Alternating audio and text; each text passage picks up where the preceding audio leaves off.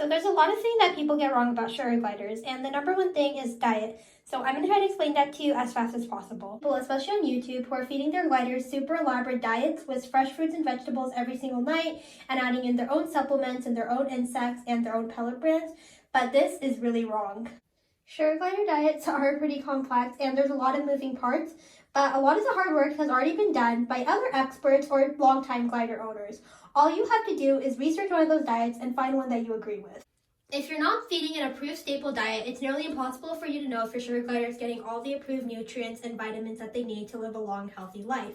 Even if you're doing your best with supplementing and insects and fresh fruits and vegetables, that's not really what they need, and you don't have a good grasp on nutrition because you're probably not taking your sugar gliders in for blood tests every month, which is something that someone who created an approved diet has already done.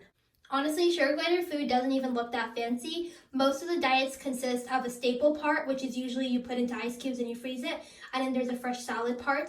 I feed the BML diet, which is Bourbon's Modified Leadbetter's diet. This is probably the best diet for beginners because you can find everything at Walmart or any other local supermarket, and you can make it all at home. And it's very strict, which a lot of people don't like, but it's great for new owners because you're not going to mess it up.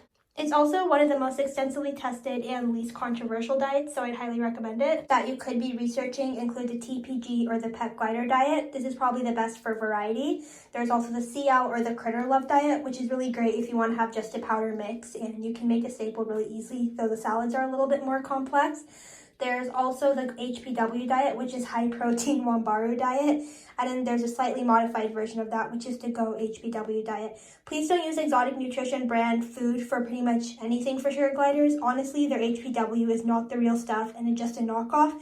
And I haven't found any other foods that I think are good, and neither does anyone else in the glider community. These really aren't that complex because all you're doing is piggybacking off of someone else who already did all the hard work for you. Just find an approved staple diet, make sure that it's something that you can keep up on regularly, and even if it's not super fancy and elaborate, at least you know it has everything that they need. Some of the ingredients the BML diet has is honey, baby cereal or oatmeal, apple juice, different types of baby juices, yogurts, wheat germ, and all these different ingredients, and they're not just something that a normal person would think to feed their gliders, and even if you did, you wouldn't be feeding it in the right quantities. The TPG diet has a very special vitamins that's made to go with the diet, and the Critter Love is especially dry powder that has all the ingredients that you need.